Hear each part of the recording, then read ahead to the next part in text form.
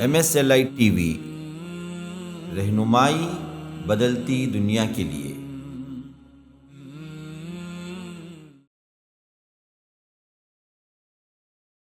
قبروں سے کرامتوں کا عقیدہ یہ شرکی عقیدہ، یہ شیطانی عقیدہ آج تک، چاہے رسول اللہ صلی اللہ علیہ وسلم سے پہلے کے سابقین اولیاء ہوں یا انبیاء ہوں، اور انبیاء کے بعد کے ان کی اقوام کے اندر، یا نبی علیہ السلام کے بعد سے اپنی امتیوں کے اندر، جس میں صحابہ بھی شامل ہیں، تو صحابہ، تابعین، تبع تابعین، فقہاء، ائمہ، صالحین، شہداء، صدیقین، جو لسٹ چلی جا رہی ہے، کسی کے مرنے کے بعد سے آج تک نہ کسی کرامت کا ظہور ہوا نہ ہو سکتا۔ اس بندے کا شرف، اس بندے کا مقام، اس بندے کی عزت افزائی، اس کا اکرام، یہ کرنے کے لیے اللہ تعالیٰ، اس کا مرتبہ بتانے کے لیے اللہ کے پاس ایک مقام ہے اس بندے کا، تو اللہ تعالیٰ کوئی ایسی چیز ظاہر کرتے ہیں جس سے یہ بات واضح ہوتی ہے کہ واقعتاً اس بندے کا اللہ تعالیٰ کے پاس کچھ مقام ہے، اس کی تائید کے لیے، اس کی نصرت کے لیے، یا تو کسی مشکل سے نکالنا، یا اس کے مقام اور مرتبے کو بلند کرنا، یہ کرامتوں کا مقصد ہوتا ہے۔ کس نے آپ کو بتا دیا کہ فلاں اللہ کا ولی ہے؟ جن کو آپ نام لے کر کہتے ہیں اللہ کا ولی ہے، یہ فلاں ولی کی درگاہ ہے، یہ فلاں بابا جو پہنچے ہوئے ہیں، یہ فلاں جلال والے ہیں، یہ فلاں جو ہے وہ جو ہے بڑے مرتبے مقام والے ہیں، ان سے یہ کرامتیں ظاہر ہوتی، کس نے بتا دیا تم؟ نبی نے بتایا کہ میرے صحابی، نبی نے بتایا کہ میرا صحابی جنتی، ہم کہیں گے کہ صحابی جنتی۔ صحابہ کے بعد جتنے لوگ ہیں وہ سب جو امتی ہیں، اگر صالحین اگر ہیں تو اولیاء میں داخل ہیں ان کی ایمان اور تقوی کی بنیاد پر، لیکن کسی کے ایمان اور تقوی کو جانچنے کا کوئی میجرمنٹ نہ آپ کے پاس ہے نہ میرے پاس، وہ صرف اللہ جانتا۔ جب آپ کو پتہ ہی نہیں کہ کس کے دل کے اندر، کس کی زندگی کے اندر کتنا ایمان ہے، کتنا تقوی ہے، وہ اللہ ہی بہتر جانتا ہے۔ اور یہی دو نشانیاں ہیں جو سورہ یونس کے اندر پچھلے خطبے میں میں نے آپ کے سامنے ذکر کیا، جس سے ایک ولی ڈیفائن ہوتا ہے، ایک ولی کے بارے میں معلوم ہوتا ہے کہ یہ اللہ کا ولی جس کے اندر یہ دو صفتیں، ایمان اور تقوی، اور یہ دونوں صفتیں اللہ تعالیٰ نے دل سے جوڑا ہے، اور دل کا تعلق اللہ نے اپنے سے جوڑ رکھا ہے، تو پھر ہم کسی کو اللہ کا ولی کہنا پازیبل نہیں ہے۔ جن کے نام لیے جا رہے ہیں کہ فلاں کی قبر ہے، فلاں کی قبر ہے، فلاں کی یہ سردار الاولیاء ہیں، یہ امام الاولیاء ہیں، یہ سید الشہداء ہیں، یہ فلاں ہیں، یہ فلاں ہیں، ہاں، یہ خواجہ ہیں، یہ غوث ہیں، یہ اقطاب ہیں، یہ فلاں ہیں، یہ جو بابا ہیں، یہ جو دینے والے ہیں، یہ لینے والے ہیں، یہ سب عقیدے بنا کر جو قبروں کے ساتھ جو کرامتیں ظاہر ہو رہی، تو یہ کرامتیں ہیں کہاں سے؟ کس نے دی یہ کرامتیں؟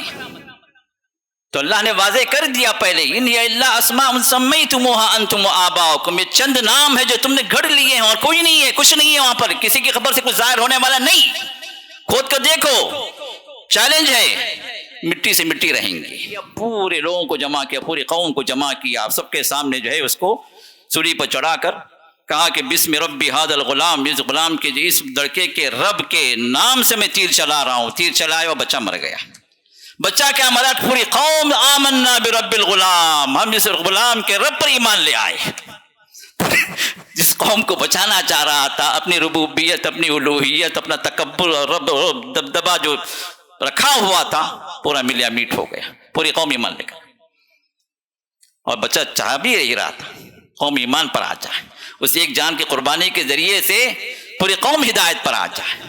الحمدللہ نحمده ونستعینه ونستغفره ونؤمن به ونتوکل علیہ ونعوذ باللہ من شرور انفسنا ومن سیئات اعمالنا، من يهده الله فلا مضل له ومن يضلله فلا هادي له، ونشهد أن لا إله إلا الله وحده لا شريك له، ونشهد أن محمدا عبده ورسوله، أما بعد فإن خير الحديث كتاب الله، وخير الهدي هدي محمد صلى الله عليه وسلم، وشر الأمور محدثاتها وكل محدثة بدعة وكل بدعة ضلالة وكل ضلالة في النار۔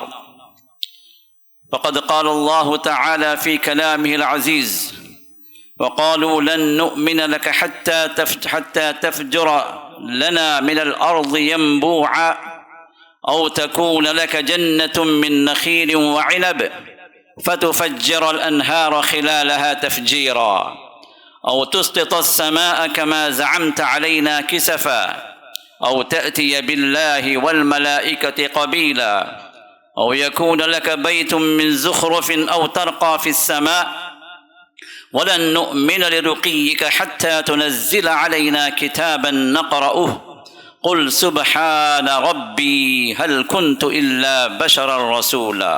ہر قسم کی حمد و ثنا، کبریائی و بڑائی، تحمید و تقدیس، تسبیح و تمجید صرف اس اللہ وحدہ لا شریک لہ کے لیے لائق ہے، جس نے ہمیں اور آپ کو جہاں ایمان کی دولت سے نوازا، وہیں پر ہر طرح کی گمراہی، ہر طرح کی ضلالت، ہر طرح کی شیطنت اور ہر طرح کی اس راہ سے اللہ تعالیٰ نے ہمیں بچنے کی رہنمائی فرمائی ہے، جو راہ اللہ سے دور لے کر جاتی ہو، اور اللہ تعالیٰ ہم سب کی حفاظت فرمائے، ہم سب کی ایمان کی بھی اللہ حفاظت فرمائے، ہم سب کی اللہ تعالیٰ ہر گمراہی سے اللہ ہمیں اور ہمارے خاندان والوں کو بلکہ تمام مسلمانوں کو اللہ تعالیٰ بچائے، آمین یا رب العالمین۔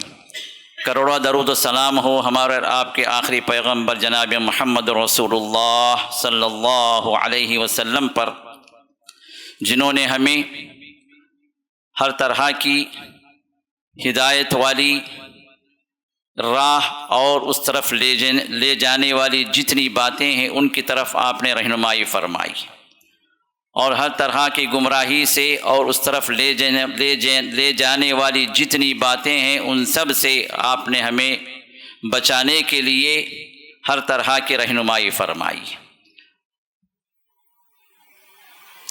حاضرین جمعہ، پچھلا جو ہمارا عنوان جو تھا خطبے کا، جس میں کرامات اولیاء کے اس ٹاپک پر چند باتیں آپ کے سامنے پیش کی گئیں، جن میں یہ بات واضح کی گئی کہ صحیح اہل سنت والجماعت کے جو عقائد ہیں، جو صحابہ کے عقائد تھے، جو صحابہ کا منہج تھا، جو صحابہ کے اوصاف تھے، ان سے یہ بات بھی ثابت ہوتی ہے کہ اللہ تعالیٰ اپنے چند بلند مقام، اطاعت گزار، وفا شعار صالحین، جن کو ہم اولیاء کے نام سے جانتے ہیں، یا ممکن ہے کئیوں کو ہم نہ بھی جانتے ہوں، تو ان میں سے بعض کو اللہ تعالیٰ نے یہ مقام دیا کہ ان سے کچھ ایسی چیزوں کو اللہ تعالیٰ نے خاص کیا جس کو کرامت کے نام سے معروف و مشہور کیا گیا۔ تو کرامتیں ثابت ہیں، ثابت ہوئی ہیں، اور قرآن و حدیث سے اس کا ہمیں ثبوت بھی ملتا ہے، تو اس کا اہل سنت والجماعت اقرار کرتے ہیں کہ کرامتوں کا وجود حق ہے۔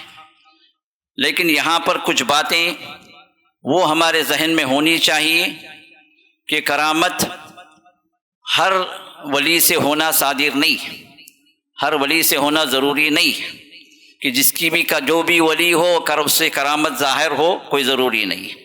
جس طرح جو بھی نبی رہا اس کو کوئی معجزہ دیا گیا ہو، یہ کوئی ضروری نہیں تھا۔ کئی انبیاء گزرے جن کے ساتھ کوئی معجزہ نہیں تھا، قوموں نے طلب کیا، لیکن اللہ تعالیٰ نے اپنے نبی کو معجزہ نہیں دیا، تو اس کا مطلب یہ نہیں ہوا کہ وہ نبی نہیں رہے، یا اس نبی کے مقام پر جو ان کو فائز نہیں کیا گیا، یا وہ نبی ناکام رہے، کیونکہ قوموں نے معجزہ طلب کیا اور معجزہ ان سے اللہ نے ظاہر نہیں فرمایا۔ تو اسی طرح اولیاء اگر ہیں بھی تو ضروری نہیں کہ ان سے کوئی کرامت صادر ہو۔ میں نے جو آیات آپ کے سامنے تلاوت کی، ان آیات کے اندر جو سورہ بنی اسرائیل کی آیت نمبر 90 سے 90 to 93، ان آیات میں مشرکین مکہ نے محمد رسول اللہ صلی اللہ علیہ وسلم سے 6 معجزے طلب کی۔ کہا کہ وقالوا لن نؤمن لك حتى تفجر لنا من الارض ينبوعا، کہا کہ ہم ہرگز ایمان نہیں لائیں گے، آپ کی بات نہیں مانیں گے، آپ کو رسول تسلیم نہیں کریں گے جب تک کہ آپ اس صحرا سے ایک چشمہ ظاہر نہ کر دیں۔ صحرا ریت ہی ریت، مٹی ہی مٹی، اور عرب کے صحرا جو پر چٹان پر مبنی ہوتے ہیں، تو ان چٹانوں سے آپ یہ حکم کریں کہ ایک نہر جاری ہو جائے۔ اب آپ کے حکم سے اگر ہمارے سامنے نہر جاری ہو جائے گی تو ہم قبول کر لیں گے کہ آپ نبی۔ نہر جاری کرنے کا مطالبہ، حتی تفجر لنا من الارض ينبوعا او تکون لک جنت، یا پھر آپ جو ہے ہمارے سامنے ایک باغ کو جو ہے آپ پیدا کریں اسی صحرا میں، جنت من نخیل وعنب، جنت من نخیل وعنب، کہ جس کے اندر کھجور کا باغ ہو، انگور کی بیلیں ہوں۔ اب اس صحرا کے اندر آپ ایک باغ جو ہے نمودار کروائیں اپنے معجزے سے، اور پھر ان باغوں کے درمیان میں فتفجر الانہار خلالها تفجیرا، ان دو باغوں کے درمیان سے ایک نہر بھی جاری ہو، بڑا خوشنما منظر ہو، خوبصورت ہو۔ اب آپ کے حکم سے اگر جاری ہو گیا، باغ وجود میں آ گئے، نہر جاری ہو گئی، ان دونوں کے درمیان میں بھی مان لے کر آ جائے، معجزہ طلب کیا۔ یہ دوسرا۔ تیسرا کہ او تسقط السماء کما زعمت علینا کسفا، یا کہ آپ جیسے کہہ رہے ہیں کہ عذاب آ جائے گا، اوپر سے آسمان ٹوٹ پڑے گا، اوپر سے اللہ عذاب نازل کرے گا، عذاب لاؤ، آسمان ٹوٹ کے گرے، ہم برباد ہو جائیں، ہلاک ہو جائیں۔ یہ تیسرا مطالبہ تھا۔ چوتھا مطالبہ یہ تھا او تأتی باللہ والملائکۃ قبیلہ، آپ کہہ رہے ہیں نا کہ اللہ موجود ہے، فرشتے موجود ہیں، بلاؤ اللہ کو، اللہ اس کے فرشتے ہمارے سامنے آنے دو، ہم دیکھ لیں اللہ کو، اس کے فرشتوں کو دیکھ لیں، پھر اس کے بعد ہم کہیں کہ ہاں واقعتاً آپ اللہ کے رسول ہیں، آپ جو بول رہے تھے نا بالکل صحیح بات ہے، مان لیں گے۔ یہ جو چوتھا مطالبہ تھا۔ پھر اس کے بعد کہا او یکون لک بیت من زخرف، یا کہ ایک سونے کا محل کھڑا کر دو نا بھائی، دیکھو ہمارے پاس سونا ہے، ہمارے پاس چاندی ہے، ہمارے پاس بہت کچھ ہے، جو دنیا کی جو ویلتھ ہے، دنیا کی جو ہے جو مال و متاع ہے، ہمارے پاس بہت ہے، تمہارے پاس کیا ہے، تم فقیر آدمی، اگر اتنا ہی تم اللہ کے پیارے ہو، اللہ کے رسول ہو، تو ایک سونے کا گھر بنا دو، ایک سونے کا محل بنا دو ہمارے سامنے۔ ہاں، یا پھر فرمایا کہ آخری جو مطالبہ تھا او ترقا فی السماء، ٹھیک ہے یہ سب نہیں کر سکتے تو ہمارے سامنے جو ہے چھوڑو آسمان پہ، وَلَن نُؤْمِنَ لِرُقِيِّكَ حَتَّى تُنَزِّلَ عَلَيْنَا كِتَابًا نَقْرَؤُهُ، اور ہم آپ کے چڑھنے پر ایمان نہیں لائیں گے، کیونکہ ہو سکتا ہے جادو وادو کریں گے آپ، صرف ہمارے آنکھوں کو جو پھیر دیں گے، جادوگر کرتے ہیں نا میجک، صرف جو ہے وہ آنکھوں کو پھیرنا ہوتا، تخیل ہوتا ہے، بس دماغ پہ کنٹرول کرتے ہیں لوگ، تو ہو سکتا ہے دماغ پہ کنٹرول کریں، جادوگر تو ہو ہی تم، تو ہمارے سامنے چڑھو گے، ممکن ہے نا وہ ہمارے آنکھوں کا دھوکہ ہو، لیکن ہم ایمان اس وقت لائیں گے جب وہاں سے تم ایک کتاب لے کر آؤ، آسمانی کتاب آئے اور کتاب کو ہم پڑھنے والے بنے، حتی نقرأ، ہم کو پڑھنا بھی ہو، کتاب کیا ہے دیکھنا بھی، ہمارے سامنے کتاب نازل۔ ابھی 6 معجزات میں سے کوئی ایک معجزات تو رسول اللہ صلی اللہ علیہ وسلم بتا سکتے ہیں، ہاں میں یہ پورا کر سکتا ہوں، میں اللہ کا نبی ہوں، میں ایسے کر دوں گا۔ اللہ تعالیٰ کے سامنے یہ سب 6 مطالبات پیش ہوئے تو اللہ نے فرمایا کہ اے نبی یہ آپ کے بس کی بات نہیں، آپ کون ہیں؟ آپ رسول ہیں، رسول کا کام کیا ہے؟ اللہ کی بات، اللہ کا پیغام بندوں تک پہنچا دینا۔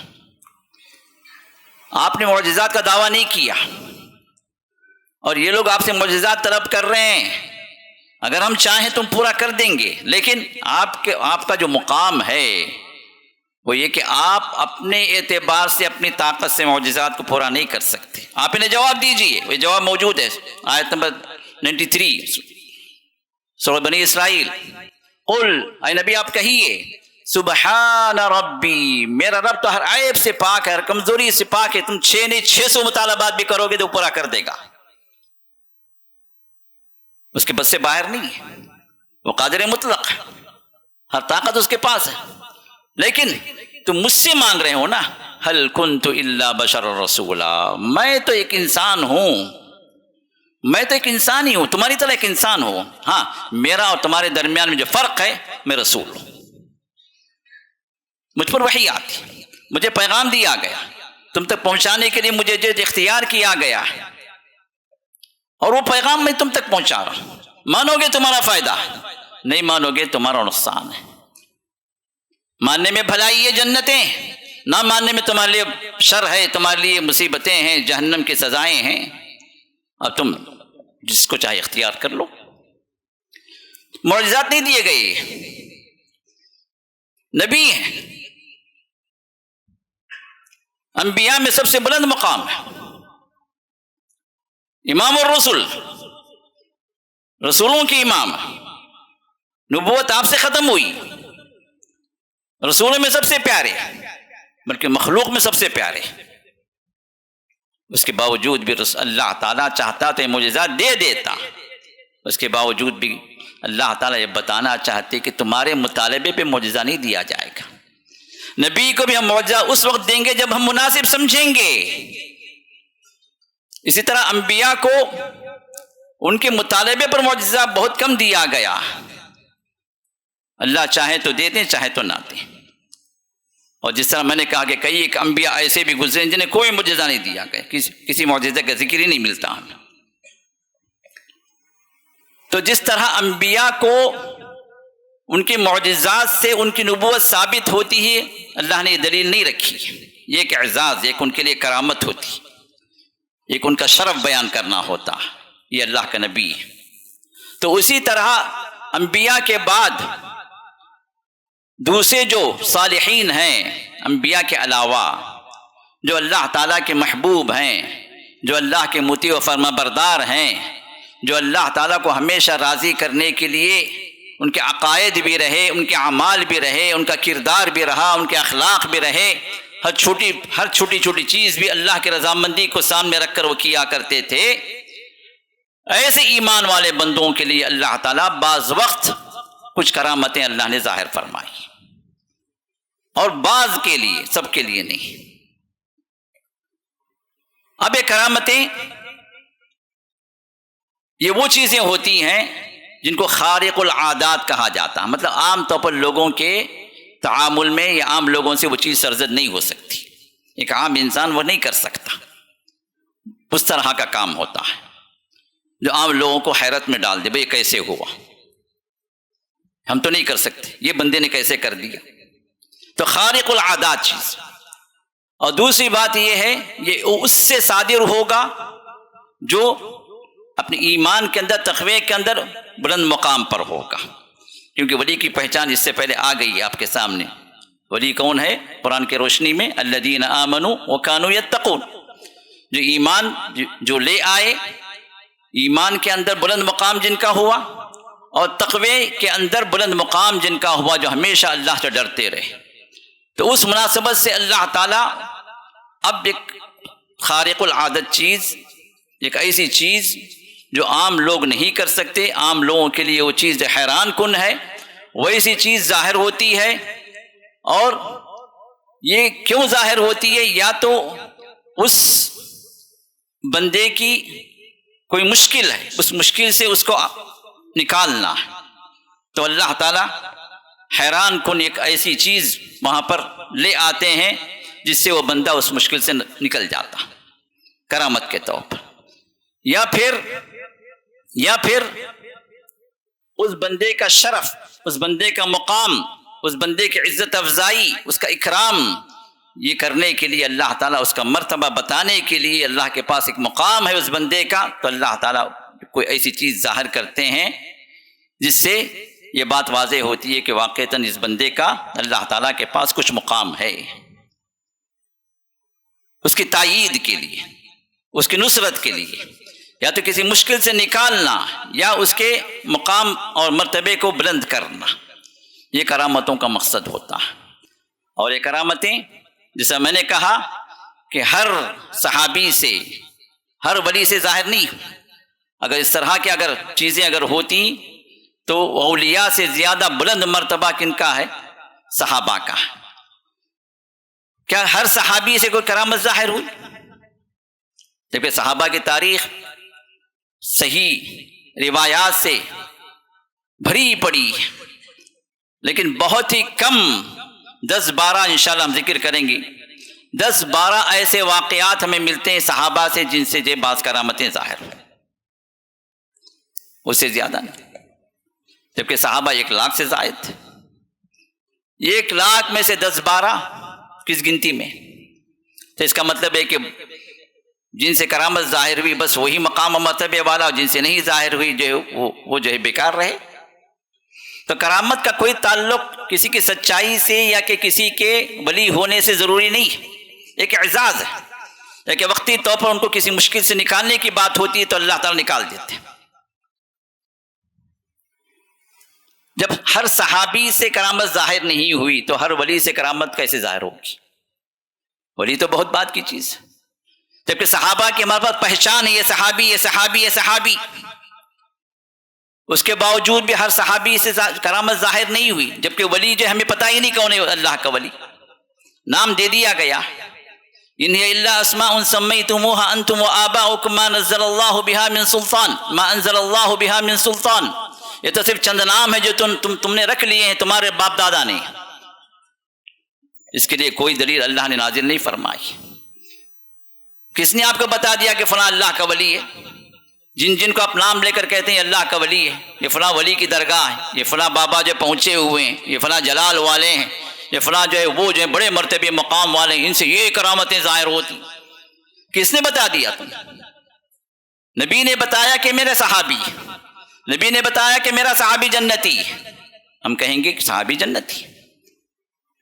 صحابہ کے بعد جتنے لوگ ہیں وہ سب جو امتی ہیں، اگر صالحین اگر ہیں تو اولیاء میں داخل ہیں ان کی ایمان اور تقوی کی بنیاد پر، لیکن کسی کے ایمان اور تقوی کو جانچنے کا کوئی میجرمنٹ نہ آپ کے پاس ہے نہ میرے پاس، وہ صرف اللہ جانتا.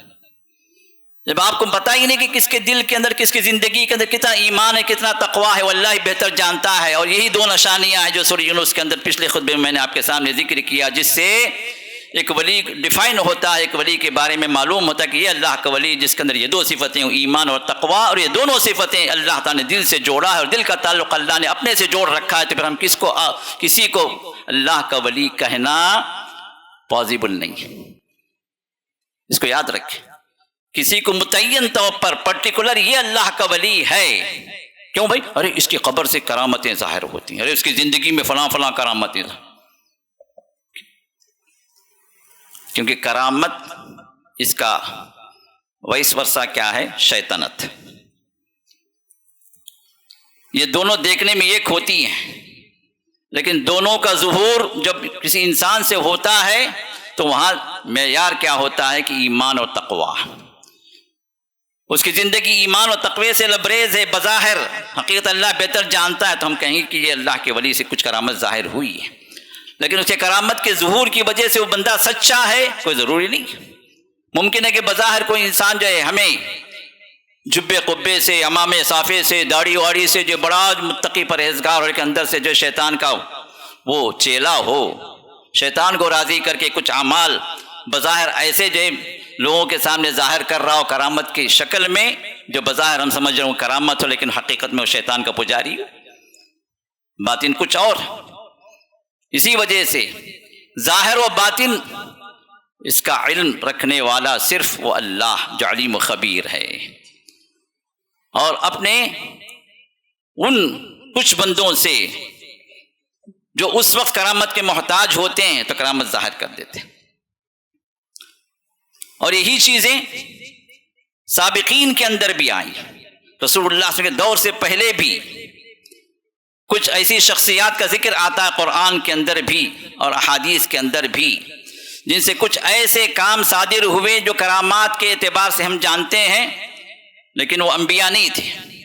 انبیاء سے ظاہر ہوتے معجزات، لیکن غیر انبیاء سے ظاہر اگر ہوتے ہیں تو وہاں پر کوئی سبب ہوتا ہے، کوئی ضرورت ہوتی ہے، کوئی ان کا اللہ کی طرف سے کوئی انعام ہوتا ہے جس سے وہ کام ان سے ظاہر ہوتا. تو ایسے کچھ واقعات ہمیں ملتے ہیں. اور یہ بات بھی آپ کے ذہن میں رکھیں، جن سے بھی زیادہ ظاہر ہوتا یا ہوا ہے، یہ معاملہ ان کے مرنے کے بعد ان کی قبر سے نہیں ہوا. اس کو ذہن میں رکھ لیں آپ. آج تک چاہے رسول اللہ صلی اللہ علیہ وسلم سے پہلے کے سابقین اولیاء ہوں یا انبیاء ہوں، اور انبیاء کے بعد کے ان کے اقوام کے اندر یا نبی علیہ السلام کے بعد سے اپنی امتیوں کے اندر، جس میں صحابہ بھی شامل ہیں، تو صحابہ، تابعین، تبع تابعین، فقہاء، ائمہ، صالحین، شہداء، صدیقین، جو لسٹ چلی جا رہی ہے، کسی کے مرنے کے بعد سے آج تک نہ کسی کرامت کا ظہور ہوا نہ ہو سکتا۔ قبروں سے کرامتوں کا عقیدہ یہ شرکی عقیدہ، یہ شیطانی عقیدہ، اور وہاں جو کرامتوں کے نام سے جو کچھ ہو رہا ہے انشاءاللہ آئندہ خطبے میں آپ کے سامنے آئے گا، وہ کیا ہو رہا ہے، کیوں ہو رہا ہے، کیسے ہو رہا ہے۔ لیکن یہ ایمان و عقیدہ ہمارا آپ کا ہونا چاہیے، کسی کے مرنے کے بعد کسی کی قبر سے کوئی کرامت نہ ظاہر ہوئی ہے نہ ہو سکتی، کیونکہ اس بندے کا تعلق اس دنیا سے ختم ہو گئے۔ اگر ہو سکتی تھی کوئی کرامت ہو سکتی ہے تو نبی علیہ السلام سے بڑھ کر کسی کی قبر ہے جس دنیا کے اندر؟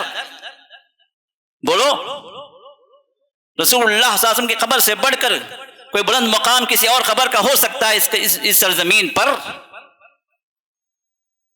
اگر کوئی کرامت ظاہر ہوتی تو رسول اللہ صلی اللہ علیہ وسلم کے انتقال کے بعد ان کی قبر سے برابر ظاہر ہوتی۔ آپ کے بعد اس امت کے اندر سب سے بلند ترین مقام صاحب الغار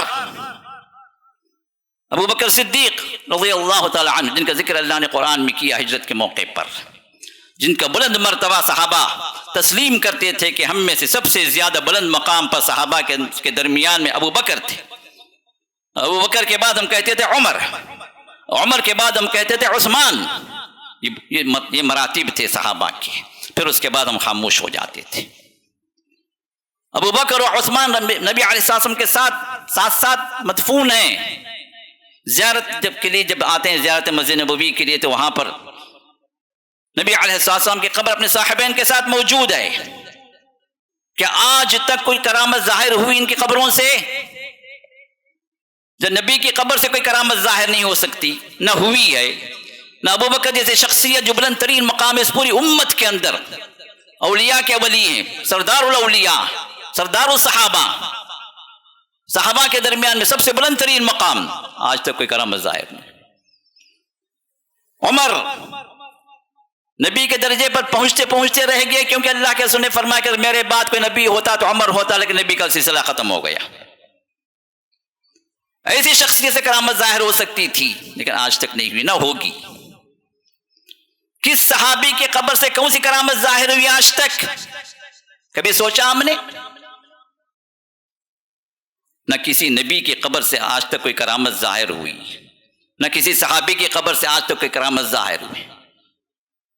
تو ان کے بعد کے جو جن کے نام لیے جا رہے ہیں کہ فلاں کی قبر ہے، فلاں کی قبر ہے، فلاں کی، یہ سردار الاولیاء ہیں، یہ امام الاولیاء ہیں، یہ سید الشہداء ہیں، یہ فلاں ہیں، یہ فلاں ہیں، ہاں، یہ خواجہ ہیں، یہ غوث ہیں، یہ اقطاب ہیں، یہ فلاں ہیں، یہ جو بابا ہیں، یہ جو دینے والے ہیں، یہ لینے والے ہیں، یہ سب عقیدے بنا کے جو قبروں کے ساتھ جو کرامتیں ظاہر ہو رہی، تو یہ کرامتیں ہیں کہاں سے؟ کس نے دی یہ کرامتیں؟ تو اللہ نے واضح کر دیا پہلے، ان یہ اللہ اسماء سمیتموها انتم وآباؤکم، یہ چند نام ہے جو تم نے گھڑ لیے ہیں، اور کوئی نہیں ہے، کچھ نہیں ہے وہاں پر، کسی کی قبر سے کچھ ظاہر ہونے والا نہیں۔ کھود کر دیکھو، چیلنج ہے، مٹی سے مٹی رہیں گے۔ انسان مٹی کا بنا ہوا ہے، جب پہنچے گا مٹی کے اندر مٹی بن جائے گا، یہ اللہ کا نظام ہے۔ سوائے کہ جن کا دل قرآن، جن کے دل میں قرآن ہے، اللہ تعالیٰ ان کی حفاظت فرماتے ہیں، انبیاء کی اللہ حفاظت فرماتے ہیں، صرف جسم کے حد تک، لیکن ان کا جو مسئلہ ہے مرنے کے بعد وہ عالم برزخ سے ہے، وہاں پر زندگی ہے، سب کی زندگی ہے، کافر و مشرک کی بھی، صرف ولی کی نہیں، کافر و مشرک کی بھی زندگی مرنے کے بعد، اسی کے اعتبار سے اس کو سزا یا اس کا عذاب کا سلسلہ بھی جاری رہے گا برزخ کے اندر، وہ زندگی الگ ہے۔ لیکن کرامتوں کا ظہور کسی کی قبر سے نہ ہو سکتا ہے، نہ ہوا ہے، نہ ہوگا۔ اب جو چیزیں بتائی جاتی ہیں اس کی حقیقت کیا، انشاءاللہ اگلے خطبے میں آپ کے سامنے بتاؤں گا۔ اب آئیے ہم دیکھتے ہیں کہ قرآن حدیث کی روشنی میں اللہ تعالیٰ نے کچھ صالحین کا ذکر کیا، اپنے نبی علیہ السلام نے کچھ صالحین کا ذکر کیے جن سے جو کچھ ایسی چیزیں ظاہر ہوئیں جس کو کرامت کے نام سے ذکر کیا گیا۔ اللہ تعالیٰ نے ارشاد فرمایا وما ارسلنا من قبلک الا رجالا نوحی الیہم، ہم نے آپ سے پہلے جتنوں کو بھی بھیجا ان مردوں ہی کو رسول بنایا جن پر ہم نے وحی نازل کی۔ تو اس آیت سے علماء فرماتے ہیں کہ انبیاء کا سلسلہ جو بھی رہا آدم علیہ السلام سے لے کر محمد رسول اللہ صلی اللہ علیہ وسلم تک سب مرد ہی تھے، کوئی عورت نبی نہیں بنی، کسی عورت کو رسول نہیں بنایا گیا۔ اب قرآن کریم کے اندر مریم علیہ السلام کا ذکر آتا، اب ان کا ذکر عیسیٰ علیہ السلام کی مناسبت سے آتا، کیونکہ عیسیٰ کو اللہ تعالیٰ نے ایسے انداز سے پیدا کیا جو نارمل جو تخلیق ہوتی ہے ایک مرد ایک عورت کے ملن سے، اللہ تعالیٰ نے اس طرح کی تخلیق نہیں رکھی، جس کی وجہ سے ان کے ماننے والے جو کرسچین سے انہوں نے یہ سمجھا کہ یہ خود خدا جو بغیر باپ کے پیدا ہو گئے۔ تو اللہ نے فرمایا کہ اگر یہ بغیر باپ کے پیدا ہو گئے تو ان سے بڑھ کر تو آدم ہے جو جن کا نہ باپ بھی ہے نہ ماں بھی، کوئی بھی نہیں، تو پھر عیسیٰ سے بڑھ کر ان کا مقام ہو گیا نا۔ تو اللہ نے مثال بھی رکھی ہے کہ بغیر باپ کے بغیر ماں کے پیدا ہونے والا بھی کوئی ہے، وہ آدم، اور بغیر باپ کے صرف ماں کے ذریعے سے پیدا ہونے والا وہ بھی ہے، وہ ہے عیسیٰ، اور صرف مرد سے پیدا ہونے والی وہ مخلوق بھی ہے بغیر ماں کے، وہ ہے حوا، آدم کی پسلی سے پیدا کی۔ اور چوتھی مثال ہم لوگوں کی ہے جو ماں اور باپ کے ذریعے سے اللہ تعالیٰ وجود میں لاتے ہیں، یہ اللہ تعالیٰ کی شان ہے، یہ اللہ تعالیٰ کی تخلیق ہے۔ اب عیسیٰ علیہ السلام کو اللہ تعالیٰ نے ایک شرف دیا کہ بغیر باپ کے وہ پیدا ہوں صرف ماں کے ذریعے سے، تو اللہ نے یہ کرامت ان کی ماں مریم کو دی، جبکہ مریم نبیہ نہیں۔ یہ اور بات ہے کہ بعض علماء نے یہ خیال ظاہر کیا ہے کہ وہ بھی نبیہ تھی، لیکن اس کا کوئی ثبوت نہیں ہے۔ اور قرآن کریم کی جو آیت میں نے آپ کے سامنے تلاوت کی اس سے یہ صاف ظاہر ہوتا ہے اللہ نے وہاں پر رجال کا ذکر کیا، مرد لوگوں کا ذکر کیا، کسی عورت کا ذکر نہیں کیا۔ ہاں البتہ بعض خواتین کا شرف اللہ کے رسول صلی اللہ علیہ وسلم نے بتایا، جیسے مریم علیہ السلام کا شرف ہے، شرف والی جو خواتین ہیں، تمام خواتین کے اندر با کمال جو خواتین جن کو اللہ نے پیدا کیا، رسول اللہ نے ذکر کیا، مریم کا بھی، آسیہ جو فرعون کی بیوی جو ایمان والی تھی ان کا ذکر کیا، حضرت عائشہ کا ذکر کیا، خدیجہ کا ذکر کیا، فاطمہ کا ذکر کیا، یہ کمال والی شرف والی خواتین۔ تو مریم علیہ السلام یہ ان کو اللہ تعالیٰ نے شروع میں ایک کرامت بغیر شادی کے بغیر مد کے چھوئے اللہ نے جبریل کے ذریعے سے روح پھونک دی عیسیٰ کی، تو عیسیٰ کی شکل میں وہ باہر ہوئے۔ اور قرآن سورۃ مریم کے اندر پورا 2 صفحے پورا رکوع اللہ نے اس سلسلے میں ظاہر کیا، نازل کیا، اور مریم کا نام بھی اللہ نے سورت کا رکھ دیا، سورۃ مریم۔ اب یہ شرف تھا کہ بغیر مرد چھوئے یا بغیر مرد کے نطفے کے حمل وجود میں آئے، اور پھر جب ولادت ہوئی تو دوسرا معجزہ، ولادت کے موقع پر اللہ تعالیٰ نے وہ تمام جو ہے سچویشن کو اللہ نے کنٹرول میں رکھا کہ ایک عورت جو ہے آسانی سے ولادت ہو۔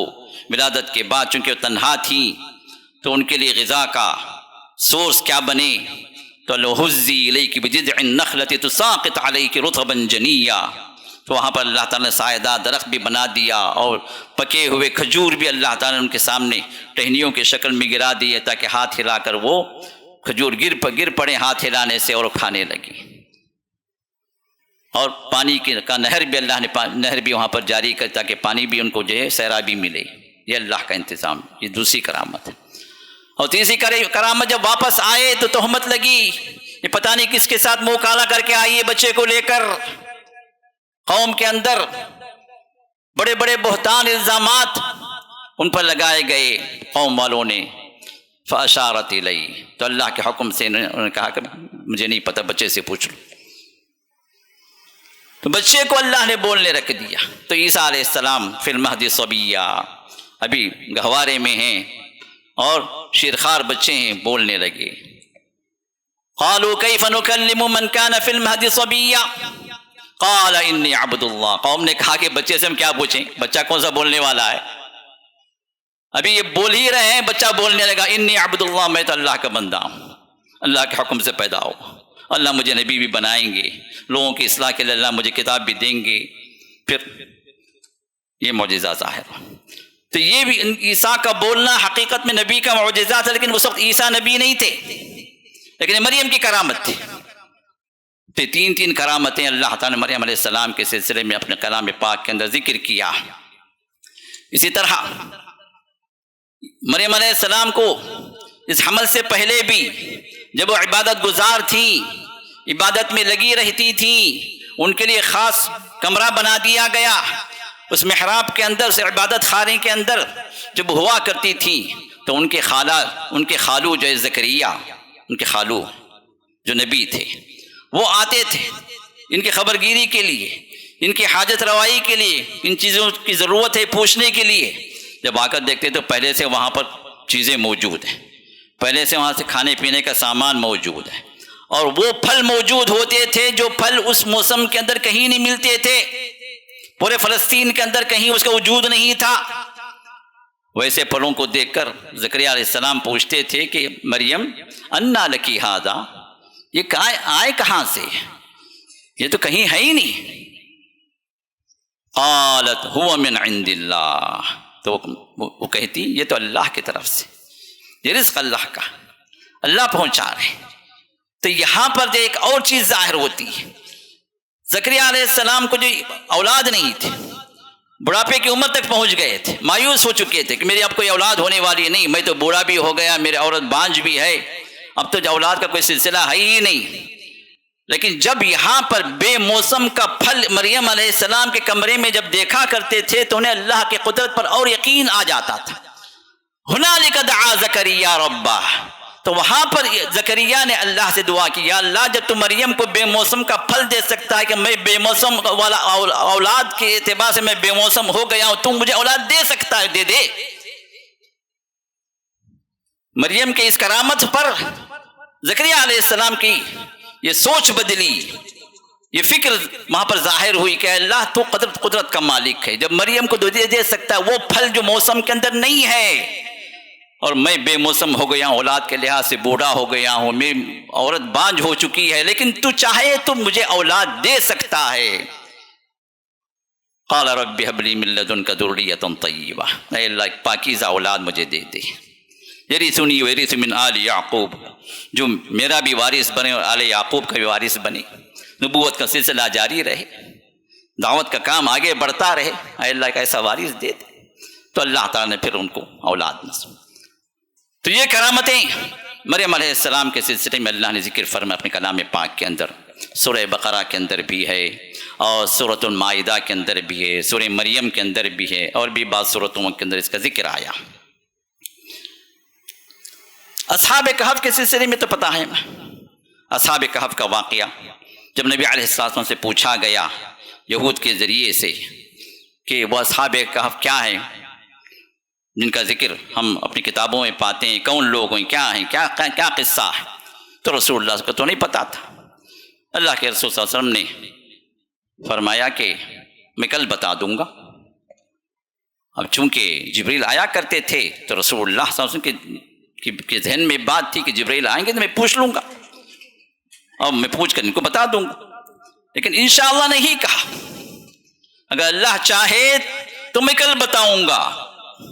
وَلَا تَقُولَنَّ لِشَيْءٍ إِنِّي فَاعِلٌ ذَلِكَ غَدًا إِلَّا أَن يَشَاءَ اللَّهُ، تم ہرگز وہ بات نہ کہو کہ میں کل کر دوں گا، کل بتا دوں گا، مگر یہ کہ تم کہو انشاءاللہ اگر اللہ چاہے تو ہوگا۔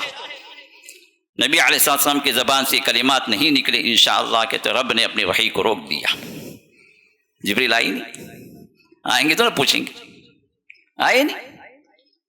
کئی دن گزر گئے، بعض روایت میں 40 دن گزر گئے، بعض روایت میں کچھ اور عرصہ گزر گیا۔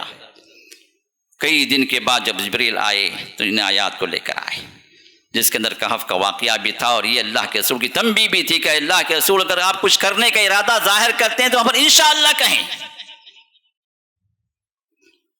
پھر اصحاب کہف کا یہ واقعہ سورۃ الکہف کے اندر بتایا گیا، جس کے اندر اللہ تعالیٰ نے ان نوجوانوں کو جو کرامت دی وہ کیا، جو اعزاز دیا ان کے لیے، دشمن جو بادشاہ تھا اس سے اللہ نے بچا دیا، غار میں سلا دیا۔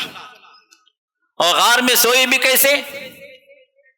300 سنین وازدادوا 9 ولبثوا فی کہفہم 300 سنین وازدادوا 9، اور کہف میں وہ جو غار میں ٹھہرے رہے، سوتے رہے 309 سال، 309 سال سوتے ہی سوتے رہے۔ 3 سال بندہ سویا تو جو اس کے اندر جسم میں کیڑے پڑ جاتے ہیں، زندہ بھی اگر ہو، بیڈ مائٹس آ جاتے ہیں، جسم سڑنے لگتا ہے، تو اللہ تعالیٰ نے ان کو سڑنے سے بچایا، الٹ پلٹ کرتا رہا، سورج کی کرنیں بھی اندر آتی رہی، ہوا بھی، اس کا بھی اللہ نے گزرگاہ بنا دیا تھا۔ کتا وہ بھی سویا ہوا لیکن ایسے بیٹھا ہوا ہے کہف کے دہانے میں، غار کے دہانے میں، دور سے دیکھ کر ہی رعبا وَلَمُلِئْتَ مِنْهُمْ رُعْبًا، کہ ایسے انداز سے بیٹھا ہوا جیسے خون خوار کتا کے قریب جائیں گے تو پھاڑ کھائے گا، کوئی قریب بھی نہیں آتا۔ کیسے حفاظت کی؟ 309 سال یہ ان لوگوں کے لیے کرامت تھی جو اللہ نے انہیں بچایا اس ظالم دشمن سے۔ پھر اس کے بعد اللہ تعالیٰ نے یہ ثابت کرنے کے لیے کہ اللہ مرنے کے بعد بھی اٹھا سکتا ہے، جب 309 سال کے بعد اٹھا سکتا ہے کسی بندے کو، تو اللہ تعالیٰ 3000 سال 3 لاکھ سال کے بعد بھی اٹھا سکتا ہے بندے کو۔ یہ اللہ ظاہر کرنا، یہ اصحاب کہف کا واقعہ سورۃ الکہف کے اندر موجود ہے۔ اور نمبر 3 اصحاب اخدود کا واقعہ۔ قتل اصحاب الاخدود النار ذات الوقود اذ هم علیہا قعود وهم علی ما یفعلون بالمؤمنین شہود، جو سورۃ البروج کے اندر اللہ نے ذکر کی۔ اس واقعے کے تحت 2 کرامتیں ظاہر ہوتی ہیں۔ یہ کرامت تو اس بچے کی ہے جس کے بارے میں رسول اللہ نے ذکر فرمایا۔ یہ حدیث موجود ہے، حضرت صہیب رومی اس کے راوی ہیں، اور مسلم کے اندر یہ روایت موجود ہے، ایک طویل روایت ہے، لیکن قصہ ہمارے لیے سبق آموز ہے، اس لیے میں نے آپ کے سامنے ذکر کرنا مناسب سمجھا ہے۔ وہ یہ کہ رسول اللہ صلی اللہ علیہ وسلم نے ارشاد فرمایا کہ پچھلی قوم کے اندر ایک ظالم بادشاہ تھا، اور فرعونیت، تکبر اتنا اس کے اندر بڑھ گیا تھا کہ وہ اپنے آپ کو رب کہتا تھا، اور اپنے لیے عبادت کے طور طریقے سے متعین کر رکھے تھے۔ اور اس کے ساتھ ایک جادوگر تھا، وہ اپنی جادوگری کے ذریعے سے شیطنت ظاہر کرتا تھا، جسے اپنی خدائی کو ثابت کرتا تھا، میں خدا ہوں، دیکھو میری قدرت ہے، میں یہ کر رہا ہوں، شیطنت۔ اس جادوگری کے ذریعے سے وہ لوگوں کو کنٹرول کیے ہوئے تھا۔ جادوگر نے ایک وقت کہا کہ اے بادشاہ، اب میں بوڑھا ہو گیا، چل چلاؤ کا وقت ہے، جادو کے زور سے اگر رک سکتا تو رک جاتا، لیکن وہ بھی نہیں چلے گا۔ آج تک کوئی جادوگر مرنے سے روکا؟ موت نہیں آئی، موت آنے والی ہے، چلا جاؤں گا، لیکن میں چلتے چلتے یہ علم کسی اور کو دینا چاہتا ہوں تاکہ تمہاری سلطنت برقرار رہے، لوگ تمہارے کنٹرول میں رہے، یہ جادو کا زور قائم رہے۔ تمہیں اپنا جادو کسی کو سکھانا چاہتا ہوں۔ ایک اچھا برلینٹ کوئی بچہ اگر ہے جو نوجوان ہے، اس کو جو میرے آپ انڈر کر دیں، میری شاگردی میں دے دیں، میں اس کو سکھا دوں گا۔ تو قوم میں سے ایک بچے کو اختیار کیا گیا، بچہ کیا، نوجوان، غلام کا لفظ آیا ہے، بالکل چھوٹا بچہ بھی نہیں، بالکل بڑا جو ہے بڑی عمر کا بھی نہیں، درمیانی، ممکن ہے 15-16 سال اس طرح کی عمر ہو، عمر کا کوئی ذکر نہیں آتا، لیکن غلام کا لفظ آیا ہے، نوجوان کے اسم۔ تو اس بچے کو اختیار کیا گیا اور اس جادوگر کے پاس بادشاہ کے حکم سے بھیجا جانے لگا۔ اب یہ بچہ جاتا اور جادوگر کے پاس جا کے جادو سیکھتا، لیکن جانے آنے کے اندر اللہ کی توفیق سے اس وقت کا جو ایک راہب تھا جو اس وقت کی انجیل کے اعتبار سے اس پر عمل کرتا تھا، ایک عیسائی عالم، یہ اس کا عبادت خانہ درمیان میں آتا تھا۔ تو یہ جاتے ہوئے دیکھتا کہ بندہ جو عبادت میں مصروف ہے، جانے آنے راستے میں جب پہچان ہو گئی، دعا سلام ہوئی، پھر اس کے بعد کچھ دیر اس کے ساتھ بیٹھنے لگا تو اس کی باتیں اچھی لگنے لگی، تو اس کی باتیں میں سیکھنے لگا۔ اب یہاں پر جب بیٹھتا تو وہاں تاخیر ہو جاتی، واپسی میں اس کے پاس رک جاتا تو گھر والے جو پریشان کرتے، اتنی دیر کہاں تھا؟ تو راہب نے کہا کہ دیکھو، اگر جادوگر کے پاس تاخیر ہو جاتی تو کہہ دو کہ گھر والوں نے روک لیا، اگر واپسی گھر والوں کے پاس تاخیر ہو جاتی تو کہہ دو کہ جادوگر نے روک لیا، کہ تم جو سیکھ رہے ہو سچ، اس کے درمیان میں اگر کوئی بہانہ بن جاتا ہے تو تم کو جو ہے اس کے اندر فائدہ ہو جائے گا۔ تو اس طرح کچھ دن نکلے، تو اب ادھر سے بھی جادوگری کا علم ہے، شیطنت کا علم ہے، اور ادھر سے جو ہے انجیل کا علم ہے، جو اس وقت جو حق والی کتاب تھی، کیونکہ اس وقت شرک نہیں تھا، توحید کا علم دیا جاتا تھا۔ تو اس کے بعد ایک وقت آیا کہ راستہ چل رہا ہے، بستی کے اندر داخل ہو رہا ہے، تو ایک عجیب و غریب جانور یہ راستے میں آ کر گر گیا، راستہ بلاک ہو گیا۔ لوگ خوف کھا گئے کہ بھئی اگر قریب جائیں گے تو جانور ہمیں کھا لے گا یا ہرٹ کرے گا، کوئی قریب جانے کے تیار نہیں تھا۔ پورا راستہ جو ہے اتنا عظیم جسامت والا جانور تھا کہ راستہ پورا جو ہے پر ہو گیا، بلاک ہو گیا۔ اب یہ بچہ آیا اور گزرنا چاہا تو جو ہے سامنے اس طرح کے لوگ کھڑے ہوئے، جانے کے تیار نہیں آگے۔ تب اس کے دماغ میں بات آئی، کہا کہ اب جو ہے مجھے جانچنا ہے کہ وہ جادوگر حق ہے یا کہ یہ راہب جو ہے، جو عیسائی پادری ہے، وہ حق پر ہے، یہ عیسائی عالم۔ تو اس نے ایک پتھر اٹھایا، پتھر اٹھا کر کہا کہ یا رب، اگر جو ہے یہ عیسائی عالم حق پر ہے اور جادوگر باطل پر ہے، تو اس پتھر کے ذریعے سے اس جانور کو تو ہلاک کر دے۔ اس نے اللہ کا نام لیا اور پتھر پھینکا، وہ جانور ہلاک ہو گیا۔ اب جانور ہلاک ہوا تو پھر اس کا یقین بڑھ گیا کہ وہ جادوگر باطل پر ہے اور یہ حق پر ہے، تو عیسائی عالم۔ اب پھر وہاں سے اللہ تعالیٰ نے اس کو یہ کرامتیں دی کہ جو اندھے ہوتے اللہ کے حکم سے ان کو بینائی مل جاتی، جو کوڑ کے بیمار ہوتے اللہ کے حکم سے شفا یابی مل جاتی۔ بستی کے اندر بات پھیلنے لگی، بھئی فلاں جو ہے اتنا بڑا ولی ہے، فلاں سے یہ کرامتیں ظاہر ہو رہی ہیں۔ اس بادشاہ کا ایک مصاحب تھا، ایک وزیر تھا جو اندھا تھا، اس تک ایک بات پہنچی کہ بھئی یہ تو اندھوں کو بھی شفا دے دے رہا۔ بہت سارے تحفے تحائف لے کر پہنچا اس کے پاس، کہا کہ اے لڑکے، یہ پورے تحائف تیرے ہیں، یہ پورے قیمتی مال ہے، جواہرات ہیں، سونا ہے، چاندی، یہ سب تیرا، مجھے شفا دیتے، میری آنکھوں کی بینائی دے۔ اس نے کہا کہ شفا میرے ہاتھ میں نہیں ہے، شفا رب کے پاس ہے، اس رب پر ایمان لاؤ، میں تمہارے دعا کروں گا، اللہ شفا دیں گے انشاءاللہ۔ تو کہا کہ کیا کرنا ہے؟ یہ کلمات پڑھو، توحید کی کلمات، اسلام میں داخل ہو گیا، اللہ میرا رب ہے مان لیا۔ اس نے دعا کی، بینائی واپس آ گئی۔ اور دوسرے دن بادشاہ کے دربار میں پہنچا تو بھلا چنگا دیکھ رہا ہے، بادشاہ کو بھی دیکھ رہا ہے، پورے دربار کو دیکھ رہا ہے۔ بادشاہ نے کہا کہ بھائی یہ بینائی کہاں سے آئی؟ تو کل اندھا تھا، آج جو ہے نابینا تھا، بینا ہو گیا، آنکھیں کہاں سے آئی؟ یہ روشنی کہاں سے آئی؟ کہا کہ میرے رب نے دیا۔ اچھا، میرے رب، میرے علاوہ بھی تیرا کوئی رب ہے؟ کون ہے بھائی تیرا رب؟ کہا کہ میرا رب وہی ہے جو اس غلام کا رب ہے۔ پھر اس نے قصہ بتایا۔ تو اب جو ہے بادشاہ کے کان کھڑے کہ میرے خلاف جو اب جو اپوزیشن کھڑا ہو گیا، اب اپوزیشن کو کچلنا ہے تاکہ میری حکومت باقی رہے۔ تو اس نے پہلے اس پادری کو، اس جو ہے درباری کو کہا، دیکھ مجھ پر ایمان لے کر آ جا، میں ہی تیرا رب ہوں، نہیں تو تجھے ایسا عذاب دوں گا کہ اس کے بعد لوگ عبرت پکڑیں گے تجھ سے۔ نہیں مانا، کہا کہ ایمان جازم ہو گیا تھا۔ ایمان جب راسخ ہو جاتا ہے دل کے اندر، نہ دنیا کا کوئی ڈر اس کے اندر ہوتا ہے، نہ دنیا کی کوئی لالچ اس کے اندر گرتی جو اس کو ایمان سے باہر کر دے۔ اس درباری نے کہا کہ جو چاہا کرو، میں تو ایمان سے پھرنے والا نہیں۔ سب کے سامنے پورے دربار کے اندر آری منگوائی گئی، سر سے لے کر پیر تک درمیان میں کاٹا گیا، 2 حصے کر دیے گئے زندہ آدمی کے۔ پھر بچے کو بلایا گیا، کہا کہ یہ نیا رب کہاں سے آ گیا؟ کون علم دیا تجھے؟ اب وہ بچے نے کہہ دیا کہ وہ جو عیسائی عالم ہے، جو راہب ہے، اس سے لیا میں۔ اب اس کو بلایا گیا، اس سے بھی کہا گیا رب میں ہوں، مان لے۔ کہا کہ نہیں، تیرا بھی وہی حشر ہوگا جو اس درباری کا ہوا، کرنے دے، کوئی مسئلہ نہیں ہے، میں وہاں رب کے پاس کامیاب ہو جاؤں وہ کافی ہے میرے لیے۔ اس کے بھی 2 حصے کر دیے گئے۔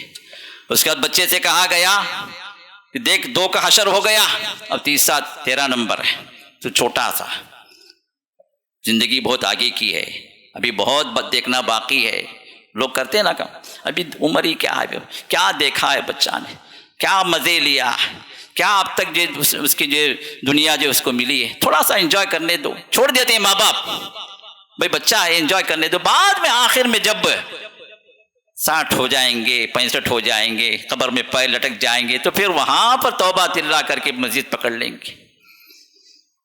یہ سوچ اس بچے کی نہیں تھی.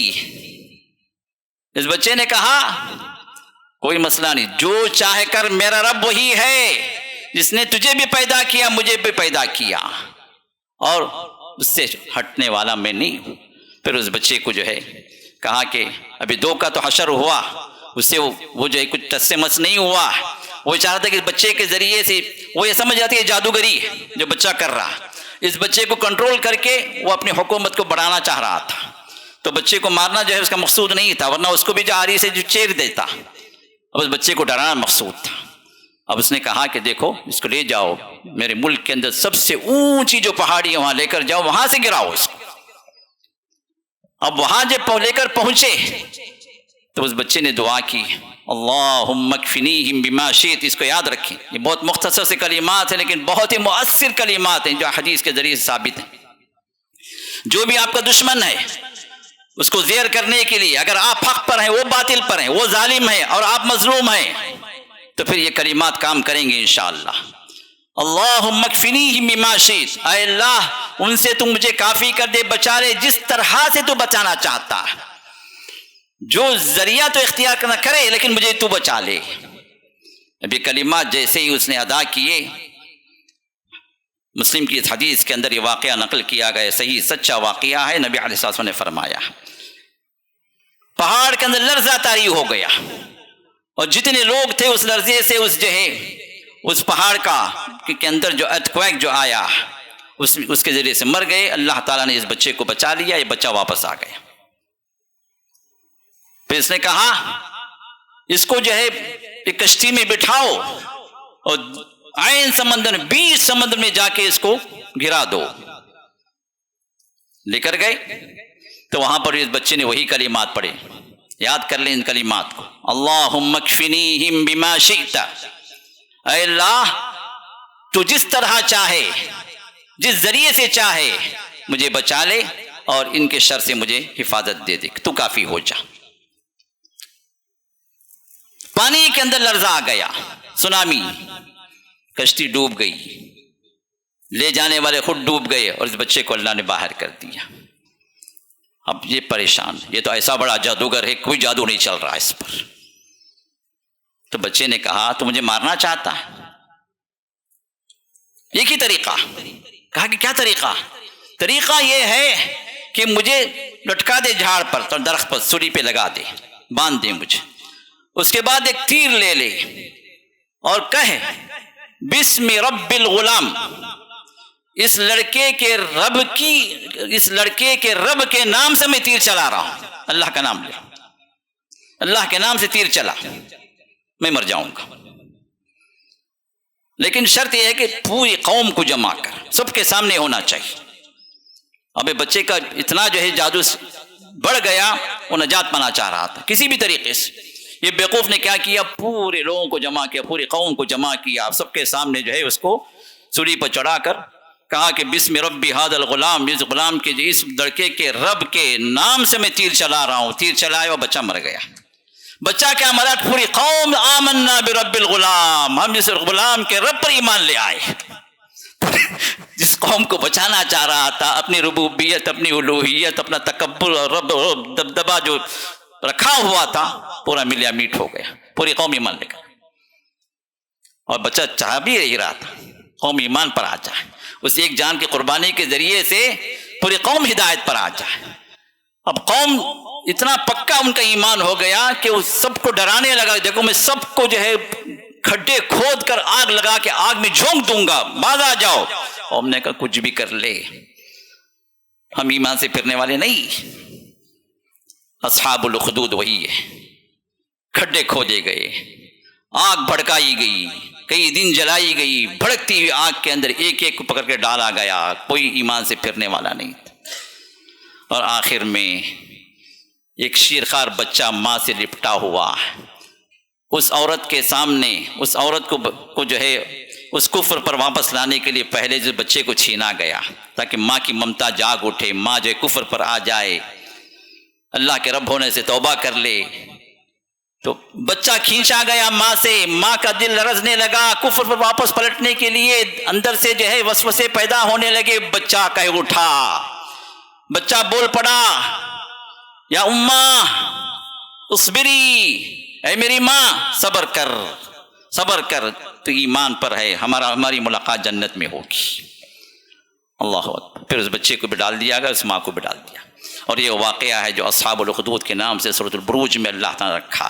اور شیرخوار جو بچے جو بچپن کی حالت میں جو بولنے والے بچے تھے، وہ اس میں عیسیٰ علیہ السلام کا واقعہ آپ کے سامنے آ گیا. پر دوسرا یہ بچہ ہے، اور بھی تین بچے اور ہیں، انشاءاللہ کبھی موقع ملے گا تو بتاؤں گا. اب یہ بھی کرامت، اس میں دو چیزیں ظاہر ہوئی. یہ اس نوجوان جو اللہ اس کے رسول کی طرف دعوت دینے والا اور توحید پرست موحد جو نوجوان تھا، اس کے ذریعے سے اللہ تعالیٰ نے کرامتیں ظاہر فرمائی. اور دوسرا یہ بچہ، اس سے بھی اللہ تعالیٰ اس ماں کی کرامت کو ظاہر کیا جو ایمان پر ثابت قدمی کی، جسے تلقین کی. تو اس طرح کی کرامتیں ظاہر ہیں. اسی طرح جو ہے اہل غار کی جو 3 لوگ جو گئے اور اب چٹان بند ہو گئی، وہ ایک واقعہ حدیث کے اندر موجود ہے، ابن حبان کی حدیث ہے، جس کا علامہ البانی نے صحیح کہا ہے. اور اسی طرح جریج جو صاحب دعوات تھے، جن کی دعاؤں کو اللہ قبول کرتے تھے، تو ان کا جریج کا بھی ایک واقعہ ہے، صحیح واقعہ ہے. 2 واقعات انشاءاللہ اگلے جمعے میں انشاءاللہ آپ کے سامنے رکھوں گا. اور اسی کے ساتھ ساتھ بعض صحابہ سے جو کرامتیں ثابت ہوئی، انشاءاللہ اس کا بھی ذکر آپ کے سامنے آئے گا انشاءاللہ باذن اللہ. تو اس سے بات ظاہر ہوتی ہے کہ اللہ تعالیٰ اپنے ایمان والے بندوں کو اللہ ضائع نہیں فرماتے. ان اللہ لا یضیع اجر المؤمنین، مومنوں کے اجر کو اللہ ضائع نہیں فرماتے. اللہ تعالیٰ ایمان والوں کو رسوا نہیں کرتے. والعاقبۃ للمتقین، متقین اور پرہیزگار جو لوگ ہیں، اللہ تعالیٰ انجام کار ان کے حق میں اللہ رکھتے ہیں. تو ضرورت پر کچھ کرامتیں اللہ ظاہر بھی فرما دیتے ہیں.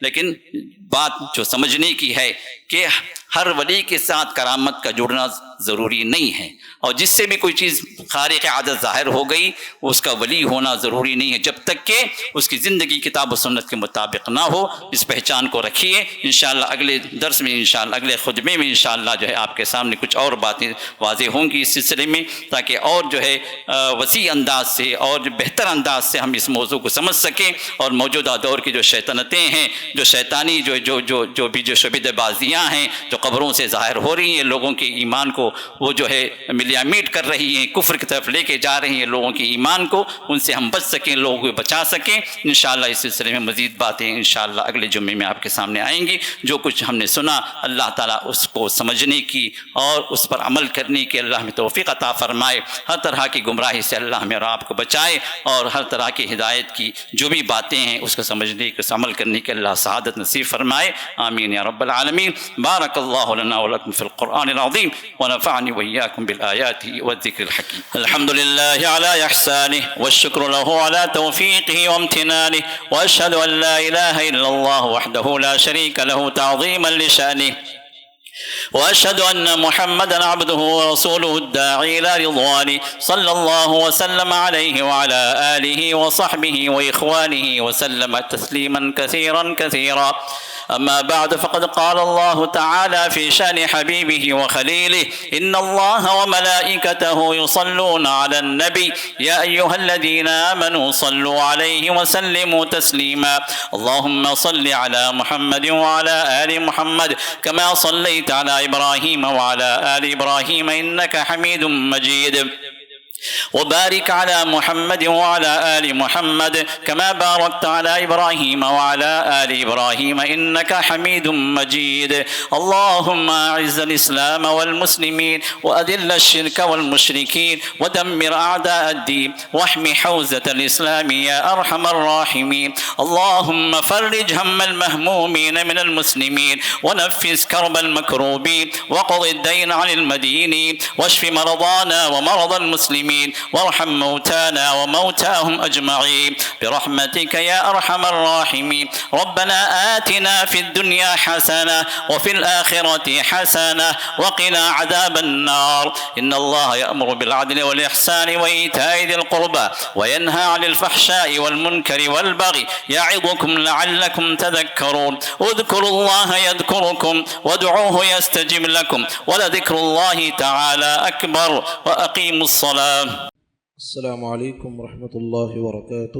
معزز بھائیو، آپ جانتے ہیں یہ مسجد السلام ہے جس میں آنے والے مصلیوں کے لیے، خطبہ جمعہ کے لیے آنے والے مصلیوں کے لیے اور ہفتہ واری دروس میں حاضر ہونے والے مصلیوں کے لیے، سارے انسانوں کے لیے الحمدللہ یہاں پر ہر طرح کی سہولیات کا ہم انتظام کرتے ہیں.